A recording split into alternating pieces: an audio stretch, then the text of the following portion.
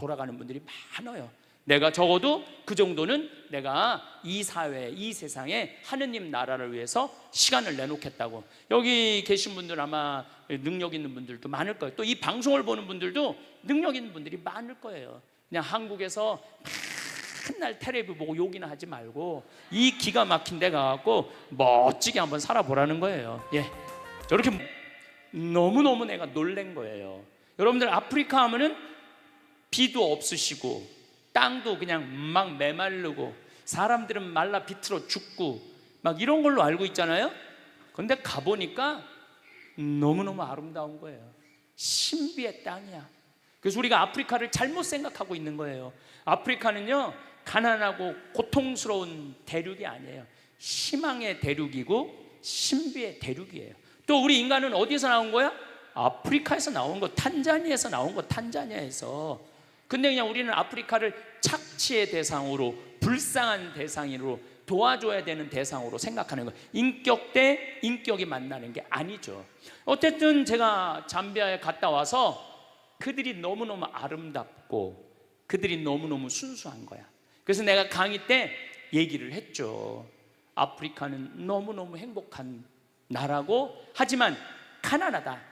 가난한 사람은 행복하면 안 돼요? 여러분들 지금 조금 경제적으로 여유 없는 분들, 나는 경제적으로는 가난해도 나는 행복하면 안 돼? 똑같아. 아프리카 사람들도 행복할 자격이 있는 사람들이에요. 그래서 제가 이제 돌아와서 너무너무 감동받은 얘기를 이제 강의 때 가끔 했어요. 그런데 4년 전, 딱 요맘 성탄 전에 할머니 한 분이 날 찾아왔어요. 신부님, 저 신부님 아프리카에 농업대학 세운다는 얘기 강의를 통해서 들었습니다. 제가 농업대학 세우는데 신부님한테 후원을 좀 하고 싶습니다. 어떻게 후원을 할 거냐? 그랬더니 신부님한테 대학질 건물 돈 100억을 봉헌하겠다는 거예요. 100억을. 1억도 아니고 10억도 아니고 100억을. 제가 믿을 것 같아요? 안 믿을 것 같아요? 안 믿었죠. 그리고 저한테 부자들이 와서 많이 나한테 봉헌한다고 그래요. 신부님 봉헌한다고. 근데 나는 웬만하면 안 믿어요. 그 웬만하면 기대도 안 해요. 부자들이 와갖고 신부님 땅 팔리면은 꼭 봉헌하겠다고. 그래갖고 그냥 기대를 잔뜩 하고 있는데 그놈의 땅이 왜 이렇게 안 팔려? 10명 중에 1명 봉헌할까 말까예요. 왔다 간 분들. 그리고 우리 생태마을의 아프리카를 돕는 분들은 할머니들이야. 가장 순수한 할머니들. 그 할머니들이 1000만 원씩 100분이 도와줬어요. 그러니까 부자 100명이 와갖고 1명 도와주는 것보다 정말로 순수한 할머니들. 신부님 평생 살면서 나 어려운 사람 한 번도 도와준 적 없습니다. 근데 이번에 개를 타는데 신부님 아프리카에 우물 파주세요. 포크레인 사는데 쓰세요. 고아원 짓는데 쓰세요. 이렇게 보내준 분이 100분이야. 그래서 나 부자가 나한테 오는 거 그렇게 반갑지 않아요. 그냥 가난한 과부의 헌금이 진짜 헌금이라는 생각이 들어요. 그래서 나는 안 믿었어요. 안 믿었는데 이 할머니가 일주일 후에 수원 교구청에 와서 교구에다 100억을 봉헌을 했어요. 기가 막힌 일이 벌어진 거죠. 그래서 내가 가끔 강의 때 얘기했지만, 그럼 왜 느닷없이 나한테 100억을 봉헌할 생각을 가졌느냐? 그랬더니 이 할머니가 1년 전에 강도 4명한테 납치를 당한 거야. 그래서 할머니 차에 트렁크에 실린 거야. 가방, 여행용 가방에 할머니를 딱 집어넣어갖고, 그래갖고 이틀을 끌고 다녔대요. 이 할머니는 트렁크에서 이틀 동안 있으면서, 여러분들 한번 트렁크에 이틀 갇혀봐. 여러분들 기분이 어떨 것 같아요? 그것도 강도한테 카드 다 뺏기고 죽었다 이런 생각이 들었대요. 이 할머니가 할머니 차로 납치를 당했는데, 이 할머니가 돈은 많은데 돈을 안 쓰는 할머니야. 차를 10년 동안 안 바꾼 거야. 원래 벤츠로 바꾼다고 그랬는데 나중에 바꾸려고 안 바꾸고 그냥 옛날 차를 타고 다닌 거야. 그런데 그 옛날 차니까 라디오가 고장이 난 거야. 근데 이 강도들이 경찰들이 자기네들을 추적하러 오는지 라디오를 계속 듣고 싶은데 라디오가 안 되는 거야. 유일하게 틀은 게 CD 플레이어만 작동이 됐던 거야. 네 할머니가 위대한 일을 하나 했어요. 어디 내 강의를 들으러 와서 내 CD 화가 나십니까를 사서 차에다 넣어둔 거야. 딱 들으니까 내 강의가 나오기 시작한 거죠. 강도들이.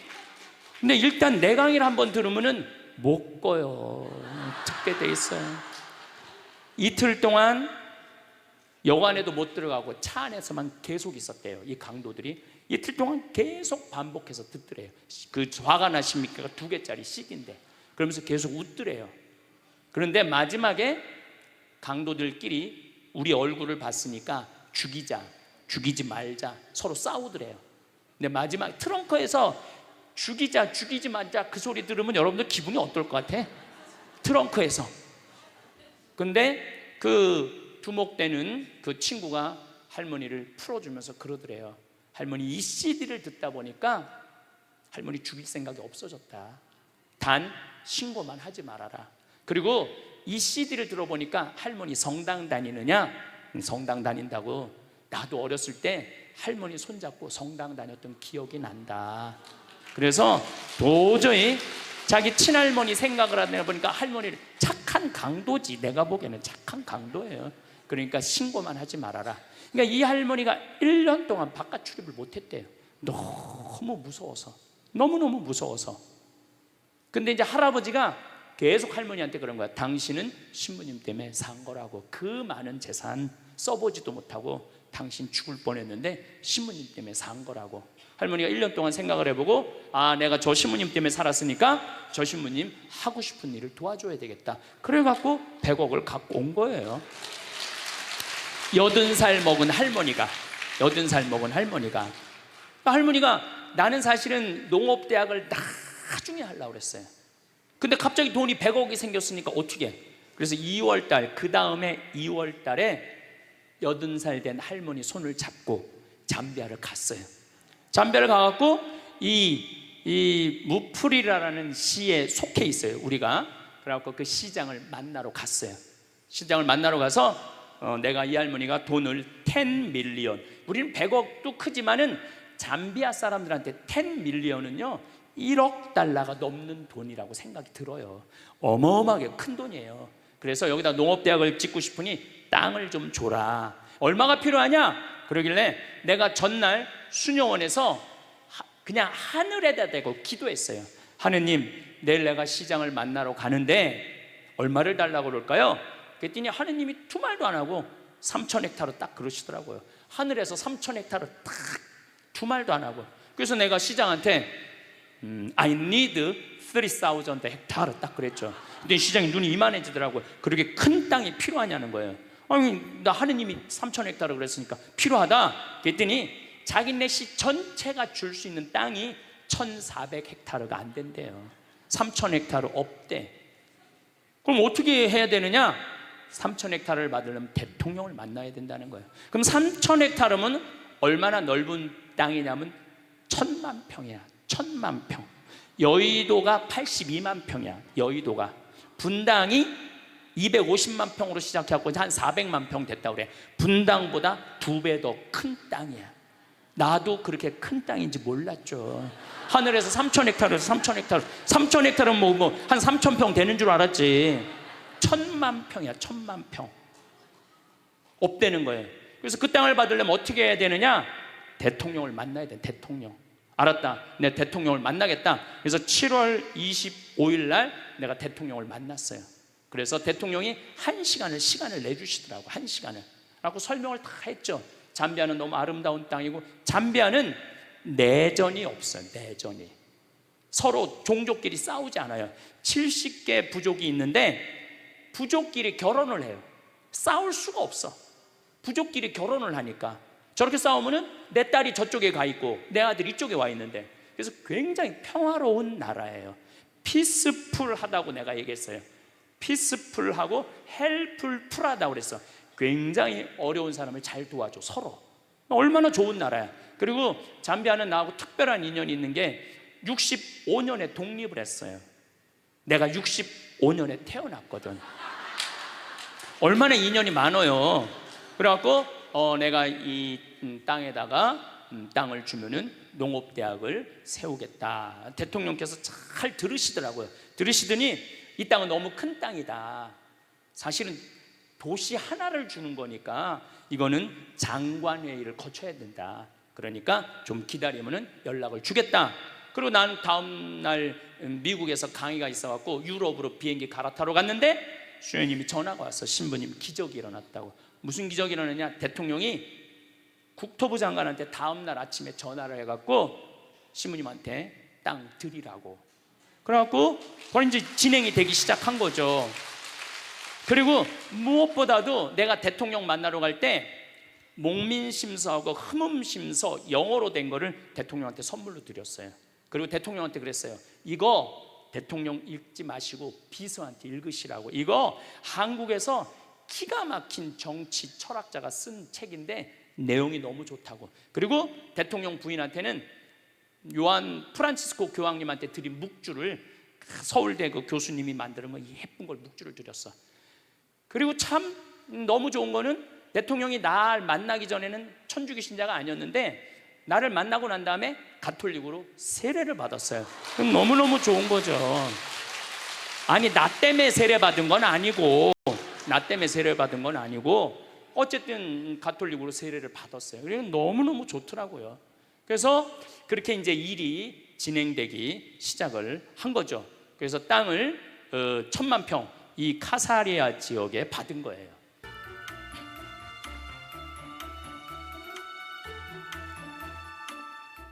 제가 대통령 만난 거 우리 평화방송에 같이 가서 찍은 거예요. 이 대통령의 차쿠아 룽가 대통령께서 저렇게 아주 정성스럽게 들으시더라고요. 그래서 키도 엄청나게 커요. 그래서 제가 대통령 키가 너무 크다고 사진 찍을 때 내가 농적인 프로그램이 다 들어가요. 이 안에 아주 매력적인 휴식처가 될 겁니다.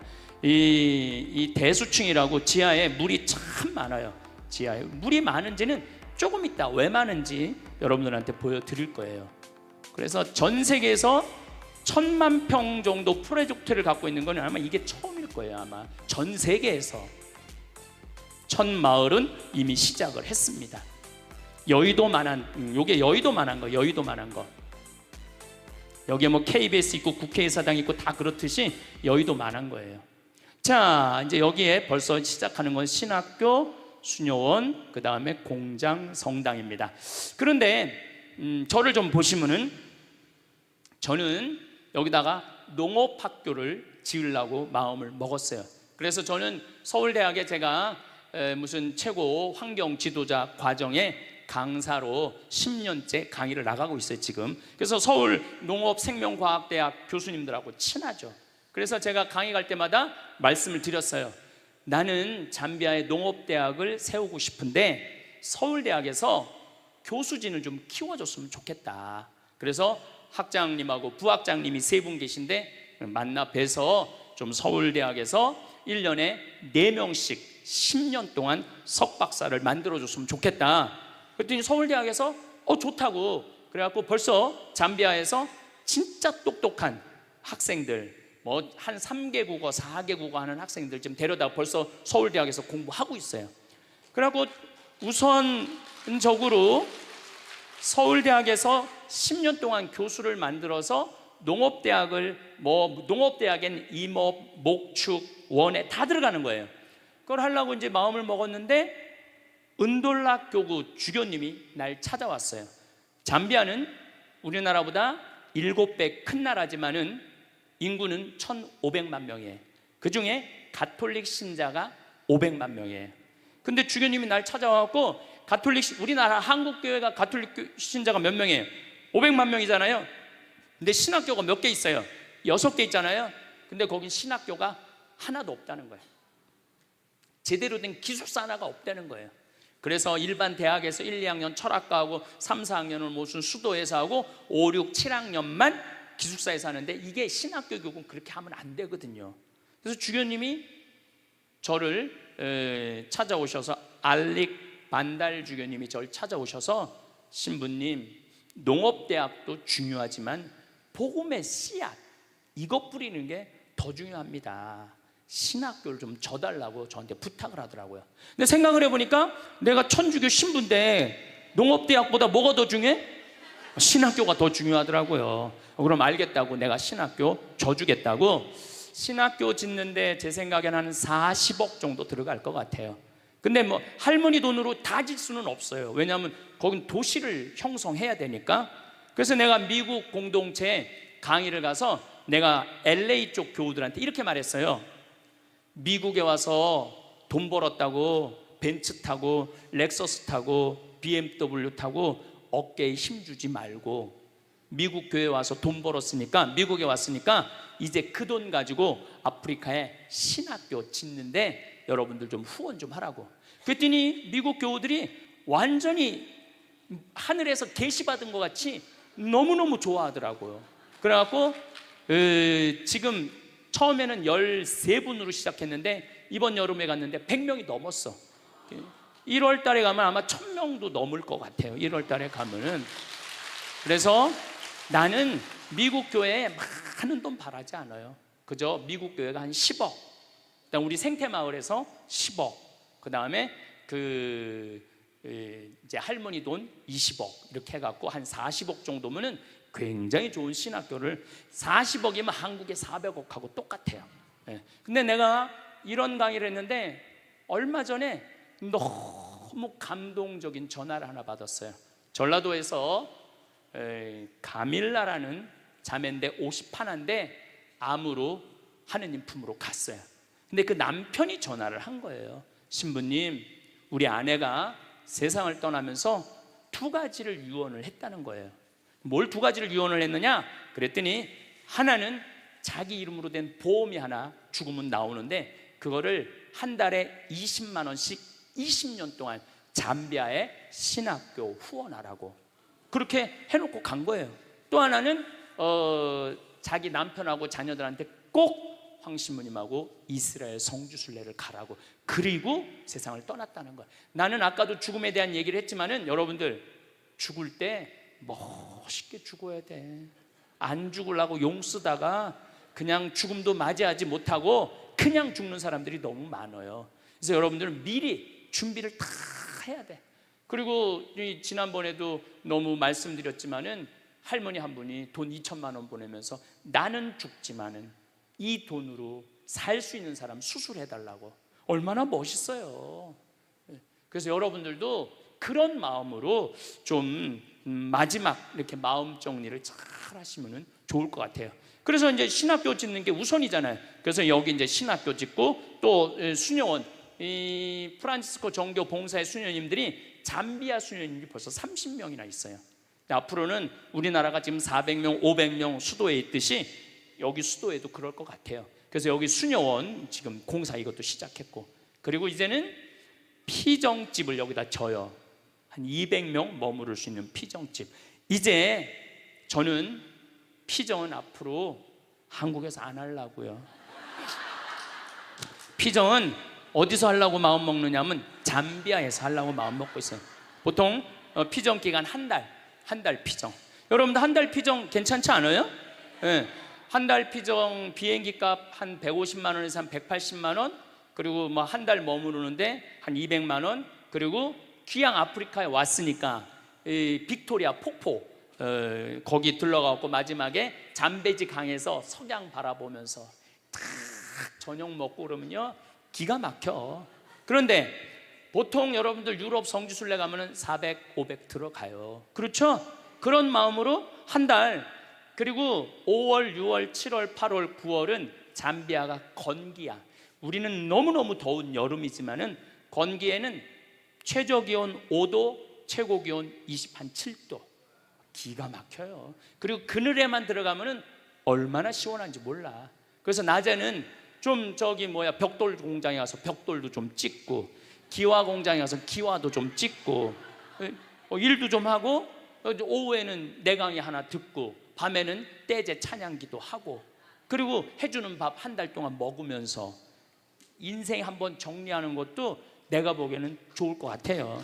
그래서 앞으로는 이제 이거는 내년 여름에 가고 땅 측량하고 난 다음에 건물은 바로 질 거예요. 바로 져서 겨울에 우리 교우들, 이제 거기 겨울이죠.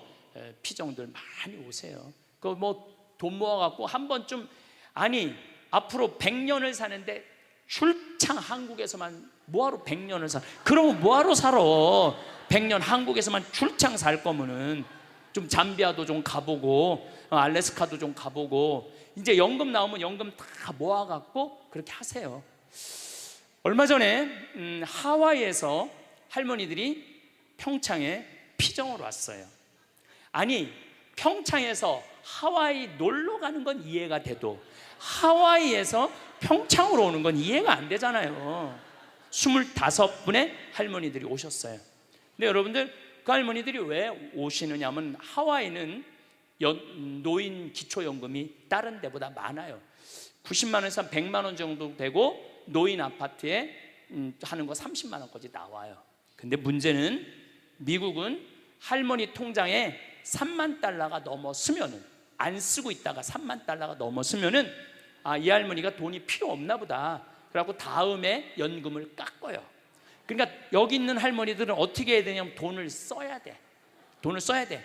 그러니까 하와이에서 평창을 오는 거예요. 돈을 써야 되니까. 그러니까 여러분들도 이제 앞으로 우리나라 선진국 되고 2040년 되면 우리나라가 세계에서 S&P 스탠다드 앤 푸어스라고 그 평가 회사가 있는데, 우리나라가 2040년에는 세계에서 4번째로 경제적으로 부유한 나라가 된다는 거예요. 올해도 수출이 세계 몇이야?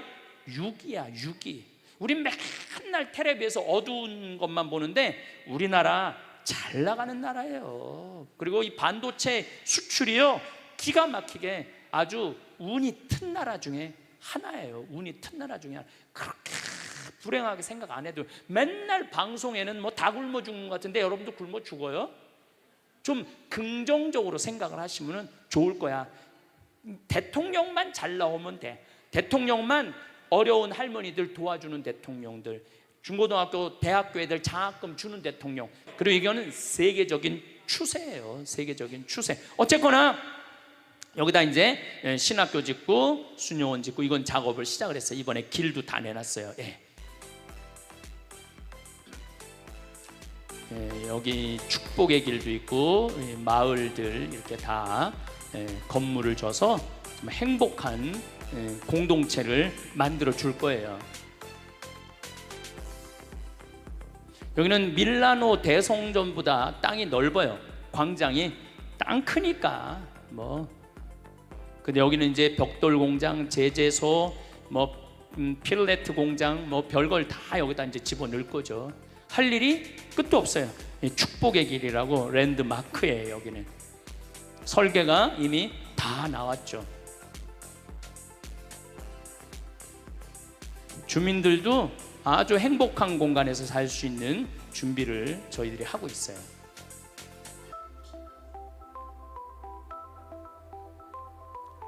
별이 얼마나 많은지 몰라요. 별이 무슨 원통 속에 들어와 있는 것 같아. 그래서 가시면은 별 구경도 원도 한도 없이 하실 수 있어요. 이게 축복의 길이에요. 자, 이게 우리 랜드마크인데 그 도시 한가운데 중앙 도로야. 근데 도로 넓이가 몇 메타냐면 100m, 100m. 33개 차선. 광화문 광장이 80m예요. 내가 가서 재봤어요. 광화문 광장이 80m인데 우리 이코 시티 카사리아는 100m야. 근데 여기 3개 차선을 도로로 만드는 게 아니야. 이 33개 차선에 전부 아프리카에 있는 모든 나무는 다 갖다 심을 거예요. 그래서 여기 1.5km만 산책을 하면은 아프리카를 완전히 느낄 수 있도록. 그리고 아프리카는 나무가 우리가 생각하는 것 이상으로 어마어마하게 커요. 기가 막히고 아름다운 나무들이 너무너무 많아요.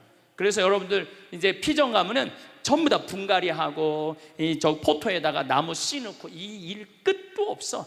그러니까 한 달 동안 피정 가도 아마 한 달 갖고 모자랄 거예요. 네.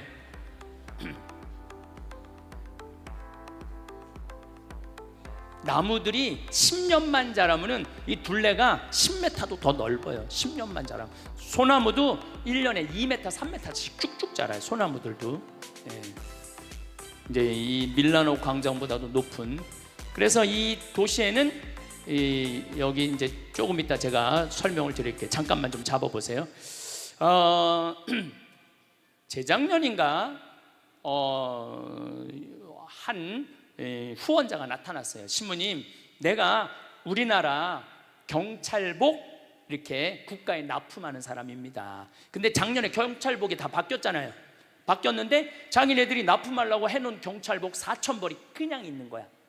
그래갖고 그 베이지색 경찰복이 참 예쁘잖아요. 그래갖고 하복, 돈복, 잠바까지 싹 어디 처리할 수가 없는 거야. 그래서 우리한테 기증을 했어요. 그 잠비아에 벌써 보내놨어. 그래갖고 잠비아에 있는 직원들은 이제 우리 잠비아 사람들은 전부 다 그거 입혀갖고 여기 싹 이제 내가 데리고 다닐 거예요. 여기 명찰도 다 해주고. 그리고 여기는 이제 옷도 멋있게, 이 도시 안에 사는 사람들은 옷도 멋있게.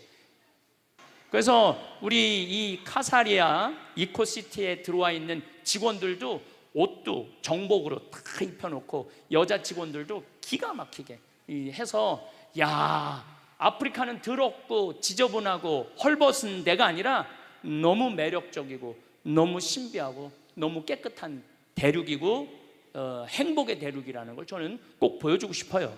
예. 이거는 이제 물탱크야, 물탱크.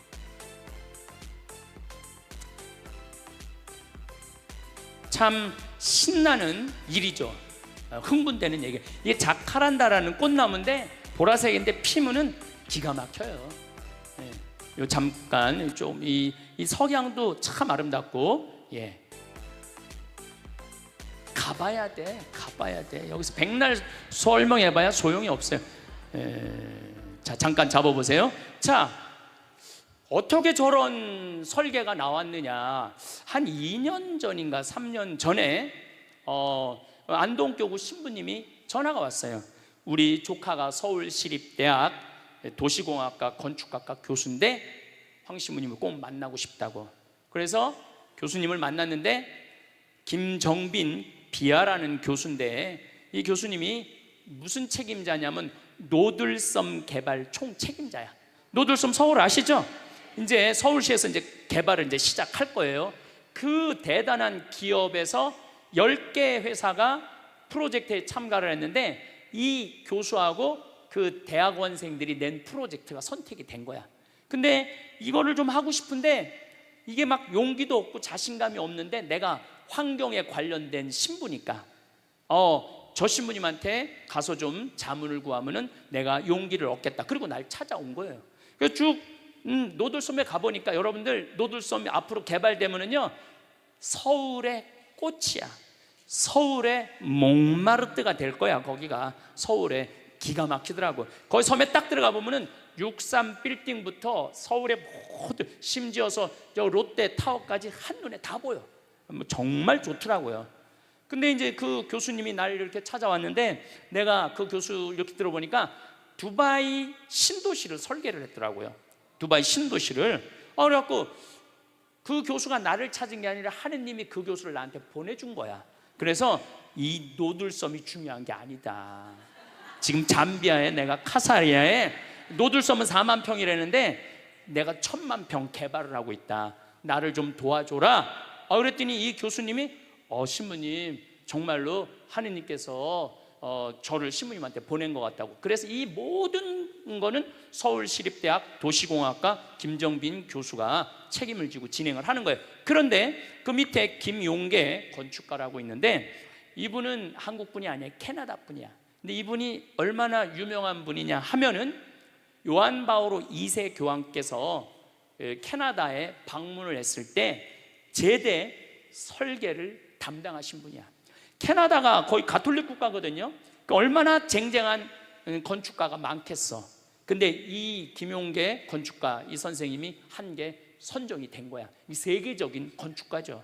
그래서 잠비아는 그냥 하는 게 아니라 정말로 세계적인 건축가들이 프로젝트를 참여하고 있는 거예요. 그래서 얼마나 내가 신바람이 나는지 몰라요. 자, 봅시다. 플레이. 자, 잡아보세요. 이게 이제 우리가 받은 땅이야. 이 땅에 이번 여름에 이제 측량을, 이제 건물을 지려면 측량을 해야 되잖아요. 측량을 이제 하려고 이제 생각을 했는데 우리 비아 교수가 1000만 평을 어떻게 측량해요? 그래서 잠비아 연락했대. 측량 기계 있냐고. 그러니까 자기네들은 그런 거 없대. 그 뭐가 있냐고. 그러니까 200m짜리 줄자 하나 있다는 거. 200m짜리 줄자. 우리 카사리아에 있는 땅 크기가 얼마냐면은 한쪽 면 길이가 10km야. 10km인데 줄자로 어떻게 해? 그래갖고 이제 이 교수님이 이제 이번 여름에 나하고 같이 가서 측량을 해야 되는데 어느 건축가 교수들 모임에 가갖고 신부님 모시고 잠비아에 측량을 하러 가야 되는데 땅이 1000만 평인데 어떻게 하면 좋은지 모르겠다고 했더니 술이 잔뜩 취한 교수가 그러더래요. 드론으로 하라고. 드론으로. 요즘 드론 좋은데. 그 생각을 해보니까 드론이 되겠더라고. 그래갖고 가서 조사를 해보니까 지금은 인공위성 GPS를 이용해갖고 위도 경도만 찍고 저 설계도 나온 거 있잖아요. 그것만 딱 찍어 놓으면 정확하게 가서 쓰는 거야. 그래서 이 드론이 하늘에서 지금 우리 땅을 찍는 거예요. 그리고 여기 동네에 카사리아라는 이게 숲이에요. 이 동네는 학교가 없어요. 얘네들이 이 동네 애들인데 우리를 보고 화이트라고 그래요. 화이트. 그냥 어느 날 그냥 화이트들이 와갖고 막 비행기가 막 날아다니고 그래갖고 얼마나 얘네들 심심해. 하루 종일 따라다니는 거 우리를. 그래갖고 이제 우리 땅이 이제 시작이 되는 거예요. 제가 이제 촬영을 시작을 하고 하늘에서 드론이 하고, 이건 김정빈 교수의 대학원생들이고 은택이 뭐 수빈이 서해라고 대학원생들이 똑똑해요. 서울시립대가 똑똑한 애들이 많이 들어오잖아요. 학비가 150만 원밖에 안 되니까. 이게 다 우리 땅이야. 이게 다 우리 땅이야.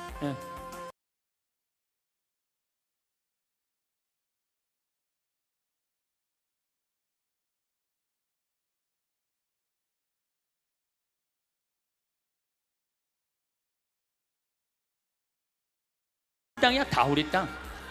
이게 이제 습지 100만 평이에요. 습지 100만 평인데 여기에 악어도 산다 그래. 악어도. 옛날에 여기가 국립공원이었는데 해제가 됐다 그래요. 이 습지.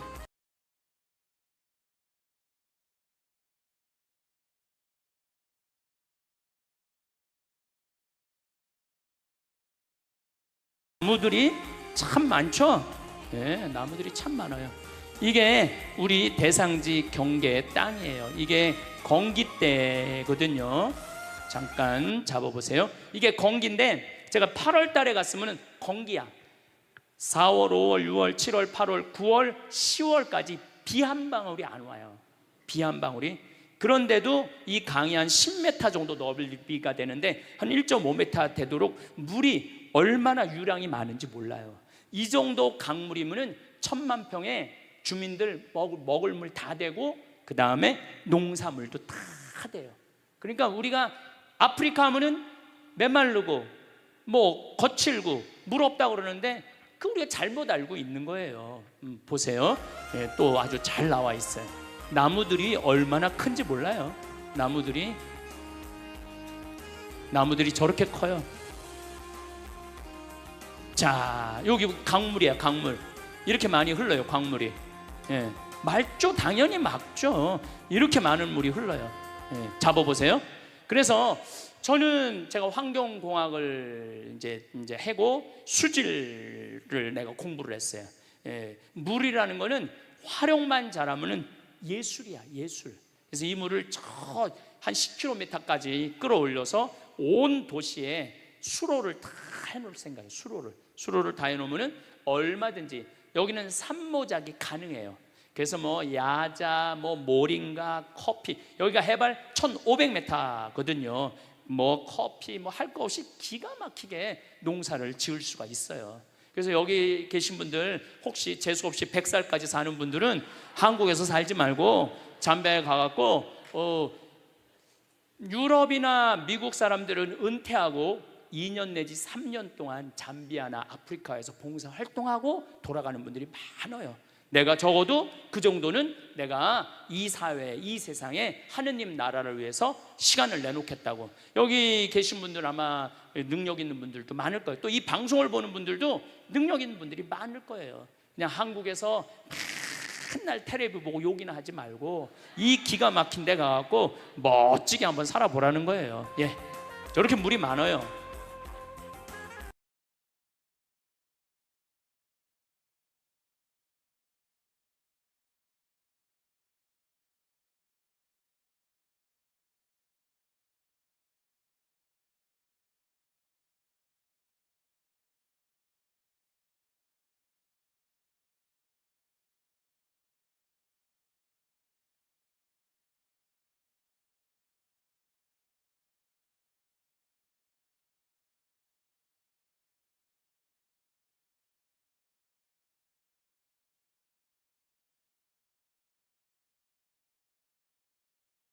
여기는 이제 이코시티 첫 자리예요.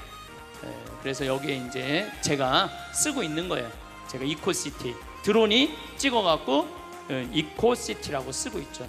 이게 저예요. 저잖아요. 예.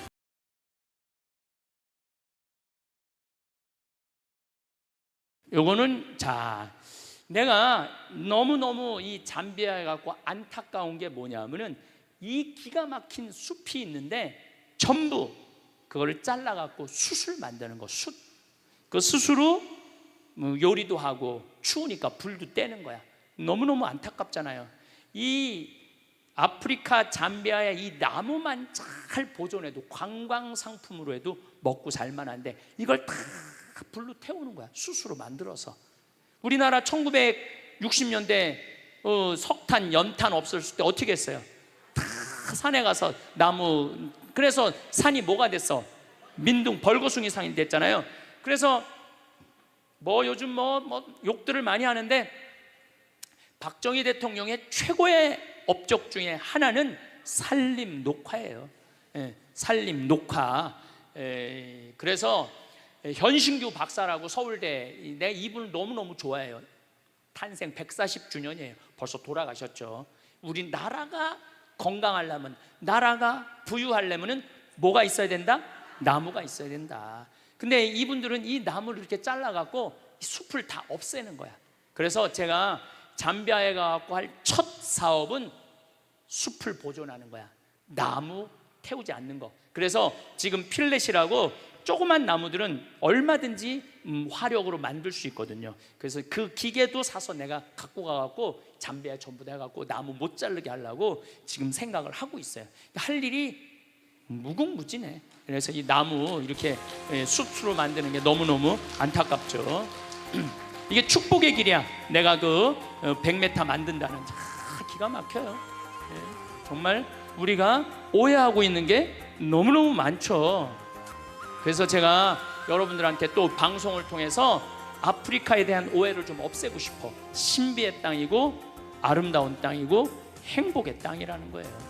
여기 이제 수녀원 자리, 수녀님들 여기 이제 내가 다 해드렸어요. 여기도 나무 다 잘라놨어요. 이제 여기 수녀원 짓고. 자, 잡아보세요. 여기 이제 마지막 이 시간 이후에 또 말씀드리겠지만은 이게 우리 하이데 수녀님이라고 독일 수녀님인데 19살에 한국에 왔어. 그래갖고 가톨릭 의대 대학교 의사셔. 그래갖고 수녀원을 창설해서 프란치스코 정교봉사회 수녀원을 창설해갖고 이 수녀님들이 내가 마음에 드는 건 무조건 외국으로 나간 거야. 그래갖고 지금 인도, 필리핀, 그 다음에 잠비아, 그 다음에 브라질에 나가 있어요. 그래서 선교를 하는 거야. 대단한 수녀님이에요. 지금 몸에 암이 있는데도 지금 잠비아에 가서 아예 이제 한국을 떠나갖고 의사신데 잠비아에서 나하고 일을 하는 거예요. 그 다음에 이 김정빈 교수, 이분이 알릭 반달 주교님이에요. 이 주교님이 그 시장한테 뭐라고 그러냐면 신학교는, 내가 신학교 이 프로젝트는 This is my life 그러더라고요. 내 인생이라고. 이 신학교 짓는 건 이렇게 중요한 거라고. 그래갖고 이 주교님이 대통령도 만나고 시장도 만나고 얼마나 열심히 하는지 몰라요. 안녕하세요. 명언배움 구독자 여러분. 오늘은 인간관계에서의 두려움과 그로 인해 자신을 잃어가는 과정을 살펴보며 이를 극복하기 위한 세 가지 태도에 대해 이야기해 보려고 해요. 이 세 가지 태도는 바로 모르는 척, 돈 없는 척, 그리고 못 본 척입니다. 이들 각각의 태도가 어떻게 우리의 인간관계를 개선할 수 있는지, 그리고 왜 이러한 태도가 중요한지를 깊이 있게 알아볼게요. 먼저 첫 번째로 살펴볼 태도는 모르는 척이에요. 우리는 일상생활에서 타인의 실수나 잘못된 행동을 목격하게 되는 경우가 많죠. 이때 즉각적으로 그들을 지적하고 싶어지는 유혹에 빠질 수 있어요. 하지만 여러분, 잠시 생각해 보세요. 상대방이 실수를 했을 때 그 순간에 그들을 비난하는 것이 과연 그 관계에 도움이 될까요? 모르는 척하는 것은 단순히 무관심을 의미하지 않아요. 오히려 이는 상대방에게 공간을 주고 그들이 스스로 깨닫고 성장할 수 있도록 돕는 배려의 표현이라고 할 수 있어요. 예를 들어 친구가 중요한 발표에서 실수를 했다고 가정해 볼게요. 그 순간에 너 왜 그렇게 했어? 라고 지적하기보다는 괜찮아. 다음에는 더 잘할 수 있을 거야 라고 격려하는 것이 더 긍정적인 관계를 유지하는 데 도움이 되겠죠. 이러한 태도는 상대방에게 부담을 주지 않으면서도 그들이 스스로의 행동을 돌아볼 수 있는 기회를 제공해요. 결국 모르는 척은 관계를 부드럽게 하고 서로에 대한 신뢰를 쌓는 데 기여하게 됩니다. 그러니 다음에 친구가 실수를 했을 때 조금 더 관대하게 바라보는 것이 좋겠죠? 두 번째로 살펴볼 태도는 돈 없는 척이에요. 현대 사회에서는 경제적 상황이 사람들 간의 관계에 큰 영향을 미칠 수 있죠. 친구들 사이에서의 소비 경쟁, 즉, 누가 더 비싼 것을 사는가에 대한 압박감은 종종 불필요한 스트레스를 초래해요. 여기서 돈 없는 척이라는 태도가 등장하는데요. 이는 자신의 경제적 상황을 숨기지 않고 겸손하게 대하는 것입니다. 예를 들어 친구들이 고급 레스토랑에서 식사를 하자고 할 때 자신의 상황을 솔직하게 이야기하고 소박한 선택을 하는 것이죠. 이번에는 저렴한 곳에서 먹자라고 제안하는 것은 단순히 자신의 경제적 상황을 드러내는 것이 아니라 친구들에게 진정한 소통의 기회를 제공하는 것이에요. 돈 없는 척은 사람들 간의 불필요한 경쟁을 줄이고 더 솔직한 관계를 형성하는 데 기여해요. 경제적 상황에 대한 솔직한 대화는 서로를 이해하고 더 깊은 유대감을 형성하는 데 도움이 됩니다. 결국 진정한 친구는 경제적 여유가 아니라 서로에 대한 이해와 지지에서 비롯된다는 것을 잊지 말아야 해요. 마지막으로 살펴볼 태도는 못 본 척이에요. 이 태도는 부정적인 상황이나 갈등을 피하는 것으로 해석될 수 있어요. 갈등이 발생했을 때 즉각적으로 반응하기보다는 잠시 멈추고 상황을 바라보는 것이 중요하죠.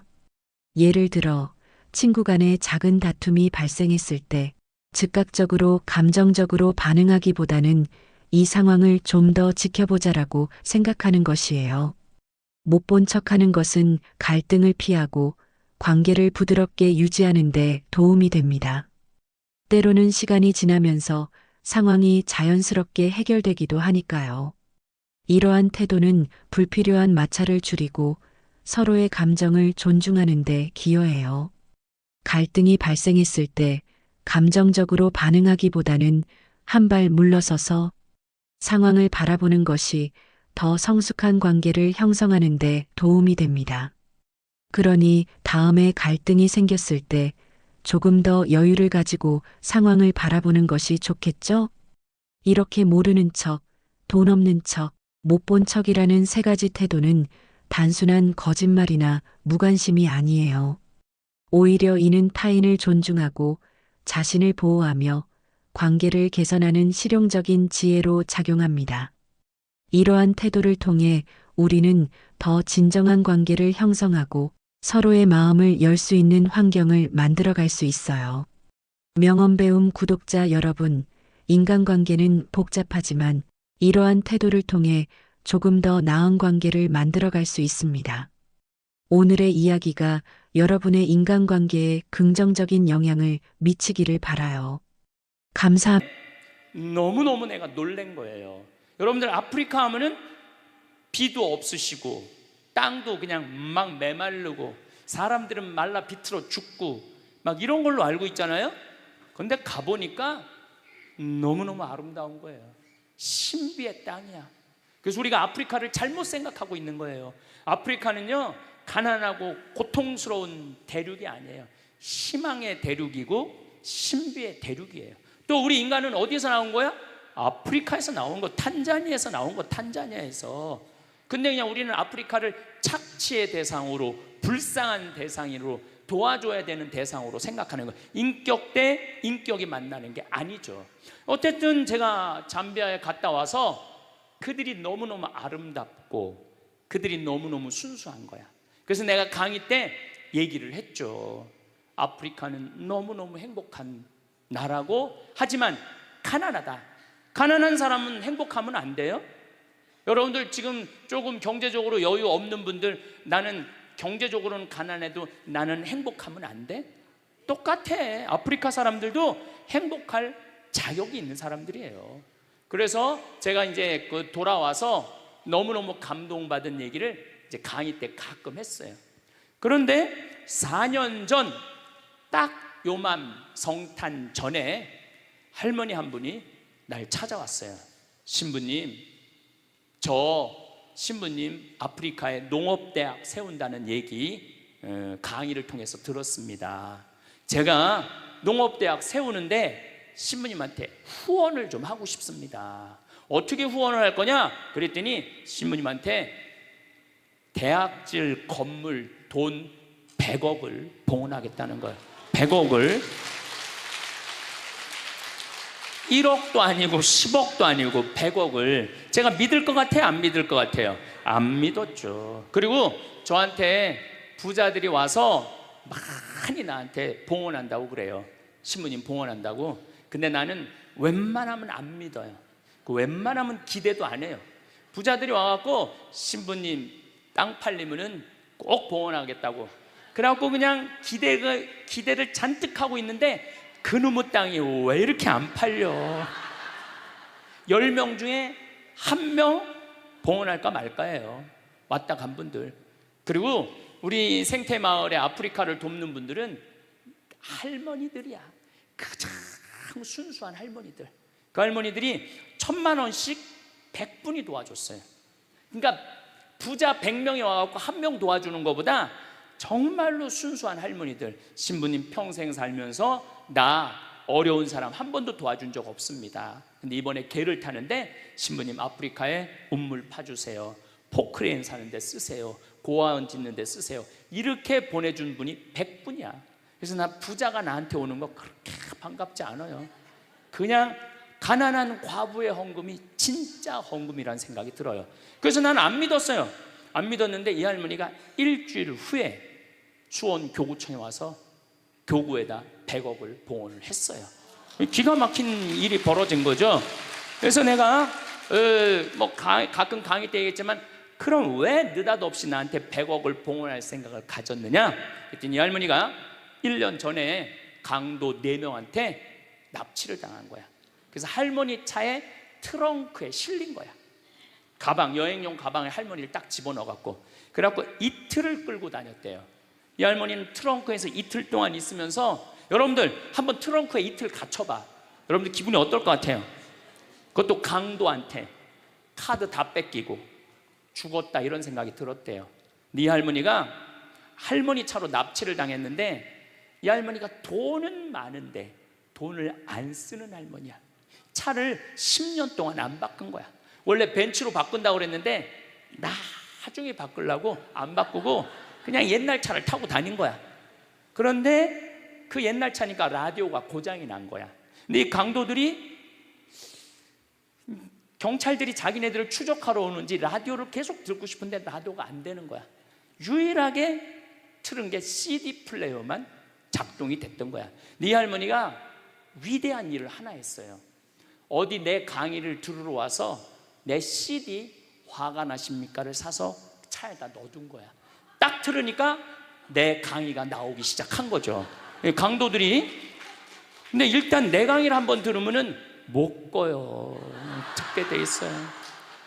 이틀 동안 여관에도 못 들어가고 차 안에서만 계속 있었대요. 이 강도들이 이틀 동안 계속 반복해서 듣더래요. 그 화가 나십니까? 2개짜리 CD인데 그러면서 계속 웃더래요. 그런데 마지막에 강도들끼리 우리 얼굴을 봤으니까 죽이자, 죽이지 말자 서로 싸우더래요. 근데 마지막 트렁크에서 죽이자, 죽이지 말자 그 소리 들으면 여러분들 기분이 어떨 것 같아? 트렁크에서. 근데 그 두목되는 그 친구가 할머니를 풀어주면서 그러더래요.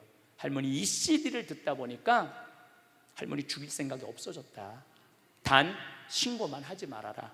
그리고 이 CD를 들어보니까 할머니 성당 다니느냐? 성당 다닌다고.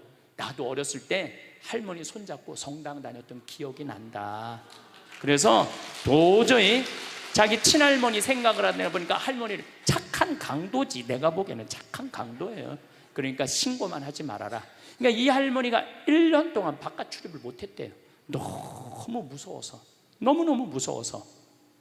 근데 이제 할아버지가 계속 할머니한테 그런 거야. 당신은 신부님 때문에 산 거라고. 그 많은 재산 써보지도 못하고 당신 죽을 뻔했는데 신부님 때문에 산 거라고. 할머니가 1년 동안 생각을 해보고, 아, 내가 저 신부님 때문에 살았으니까 저 신부님 하고 싶은 일을 도와줘야 되겠다. 그래갖고 100억을 갖고 온 거예요. 80살 먹은 할머니가, 80살 먹은 할머니가. 할머니가 나는 사실은 농업대학을 나중에 하려고 그랬어요. 근데 갑자기 돈이 100억이 생겼으니까 어떻게? 그래서 2월달, 그 다음에 2월달에 80살 된 할머니 손을 잡고 잠비아를 갔어요. 잠비아를 가갖고 이 무프리라라는 시에 속해 있어요, 우리가. 그래갖고 그 시장을 만나러 갔어요. 시장을 만나러 가서 내가 이 할머니가 돈을 10 밀리언, 우리는 100억도 크지만은 잠비아 사람들한테 10 밀리언은요 1억 달러가 넘는 돈이라고 생각이 들어요. 어마어마하게 큰 돈이에요. 그래서 여기다 농업대학을 짓고 싶으니 땅을 좀 줘라. 얼마가 필요하냐? 그러길래 내가 전날 수녀원에서 그냥 하늘에다 대고 기도했어요. 하느님, 내일 내가 시장을 만나러 가는데 얼마를 달라고 그럴까요? 그랬더니 하느님이 두 말도 안 하고 3,000헥타르 딱 그러시더라고요. 하늘에서 3,000헥타르 딱 두 말도 안 하고. 그래서 내가 시장한테 I need 3,000 헥타르 딱 그랬죠. 근데 시장이 눈이 이만해지더라고요. 그렇게 큰 땅이 필요하냐는 거예요. 아니, 나 하느님이 3,000헥타르 그랬으니까 필요하다. 그랬더니 자기네 시 전체가 줄 수 있는 땅이 1,400헥타르가 안 된대요. 3,000헥타르 없대. 그럼 어떻게 해야 되느냐? 3,000헥타르를 받으려면 대통령을 만나야 된다는 거예요. 그럼 3,000헥타르면 얼마나 넓은 땅이냐면 1,000만 평이야. 1,000만 평. 여의도가 82만 평이야. 여의도가. 분당이 250만 평으로 시작해갖고 한 400만 평 됐다고 그래. 분당보다 2배 더 큰 땅이야. 나도 그렇게 큰 땅인지 몰랐죠. 하늘에서 3,000헥타르에서 3,000헥타르, 3,000헥타르는 뭐 한 3,000평 되는 줄 알았지. 1,000만 평이야. 1,000만 평. 없대는 거예요. 그래서 그 땅을 받으려면 어떻게 해야 되느냐? 대통령을 만나야 돼. 대통령. 알았다. 내 대통령을 만나겠다. 그래서 7월 25일 날 내가 대통령을 만났어요. 그래서 대통령이 1시간을 시간을 내주시더라고. 1시간을. 그래서 설명을 다 했죠. 잠비아는 너무 아름다운 땅이고, 잠비아는 내전이 없어요. 내전이. 서로 종족끼리 싸우지 않아요. 70개 부족이 있는데 부족끼리 결혼을 해요. 싸울 수가 없어. 부족끼리 결혼을 하니까. 저렇게 싸우면은 내 딸이 저쪽에 가 있고 내 아들이 이쪽에 와 있는데, 그래서 굉장히 평화로운 나라예요. 피스풀하다고 내가 얘기했어요. 피스풀하고 헬풀풀하다고 그랬어. 굉장히 어려운 사람을 잘 도와줘. 서로. 얼마나 좋은 나라야. 그리고 잠비아는 나하고 특별한 인연이 있는 게 65년에 독립을 했어요. 내가 65년에 태어났거든. 얼마나 인연이 많아요. 그래갖고 내가 이 땅에다가 땅을 주면은 농업대학을 세우겠다. 대통령께서 잘 들으시더라고요. 들으시더니 이 땅은 너무 큰 땅이다. 사실은 도시 하나를 주는 거니까 이거는 장관회의를 거쳐야 된다. 그러니까 좀 기다리면은 연락을 주겠다. 그리고 난 다음 날 미국에서 강의가 있어갖고 유럽으로 비행기 갈아타러 갔는데 수녀님이 전화가 왔어. 신부님 기적이 일어났다고. 무슨 기적이 일어났냐? 대통령이 국토부 장관한테 다음 날 아침에 전화를 해갖고 신부님한테 땅 드리라고. 그래갖고 그걸 이제 진행이 되기 시작한 거죠. 그리고 무엇보다도 내가 대통령 만나러 갈 때 목민심서하고 흠음심서 영어로 된 거를 대통령한테 선물로 드렸어요. 그리고 대통령한테 그랬어요. 이거 대통령 읽지 마시고 비서한테 읽으시라고. 이거 한국에서 기가 막힌 정치 철학자가 쓴 책인데 내용이 너무 좋다고. 그리고 대통령 부인한테는 요한 프란치스코 교황님한테 드린 묵주를 서울대 그 교수님이 만드는 거 예쁜 걸 묵주를 드렸어. 그리고 참 너무 좋은 거는 대통령이 날 만나기 전에는 천주교 신자가 아니었는데 나를 만나고 난 다음에 가톨릭으로 세례를 받았어요. 그럼 너무너무 좋은 거죠.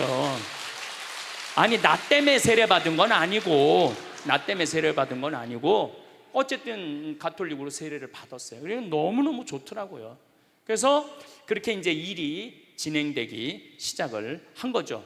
그래서 땅을 1,000만 평 이 카사리아 지역에 받은 거예요.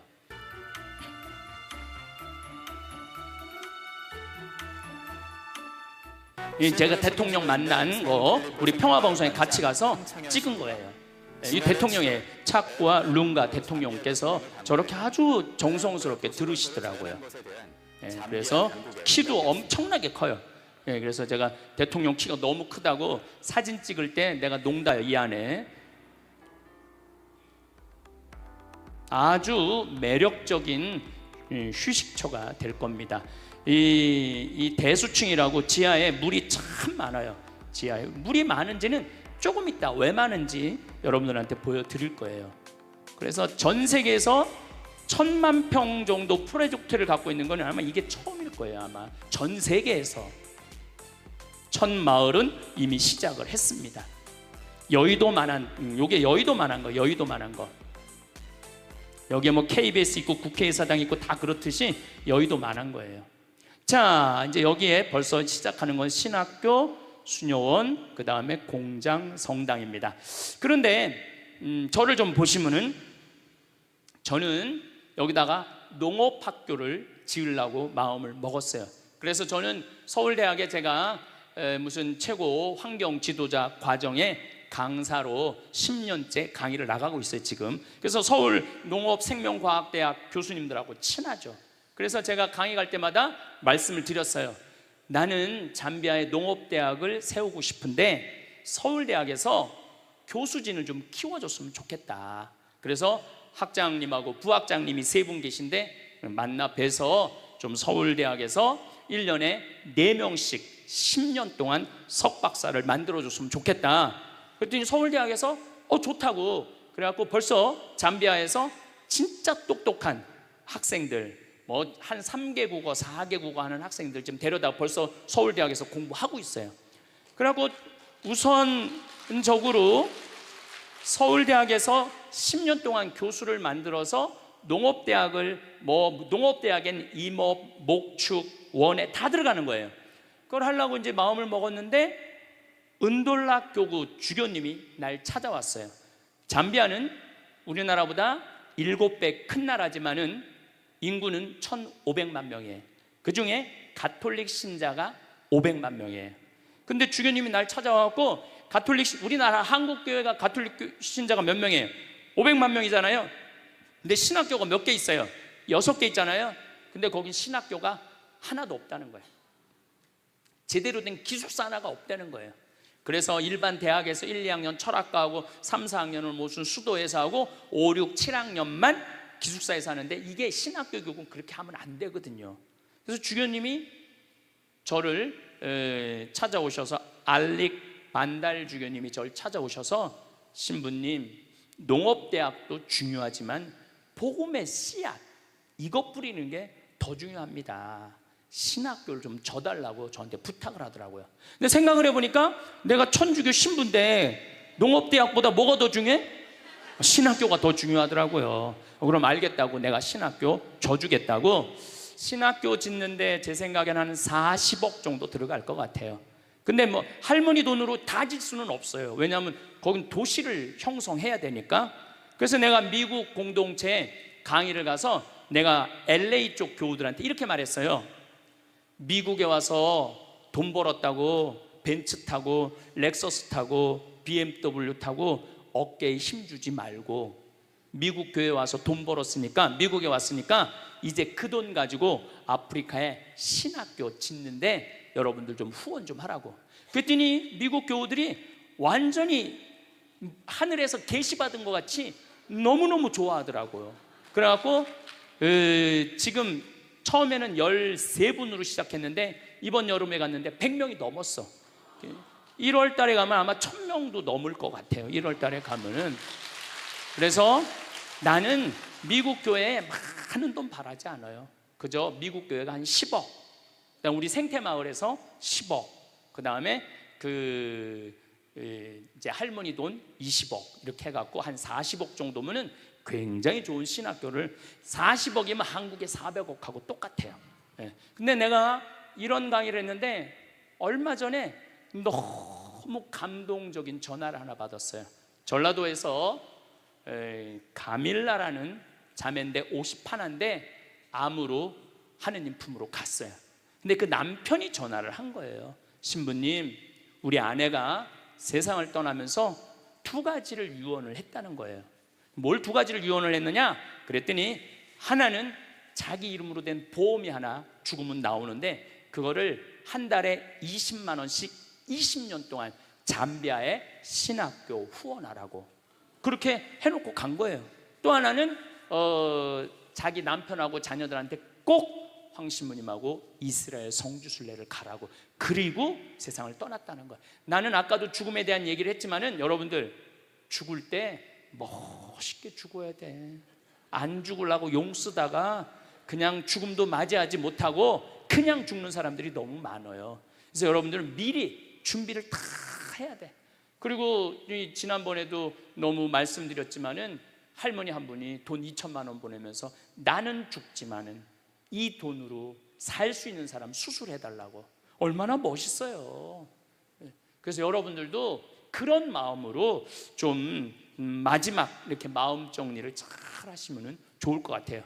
그래서 이제 신학교 짓는 게 우선이잖아요. 그래서 여기 이제 신학교 짓고 또 수녀원, 이 프란치스코 정교 봉사의 수녀님들이 잠비아 수녀님이 벌써 30명이나 있어요. 앞으로는 우리나라가 지금 400명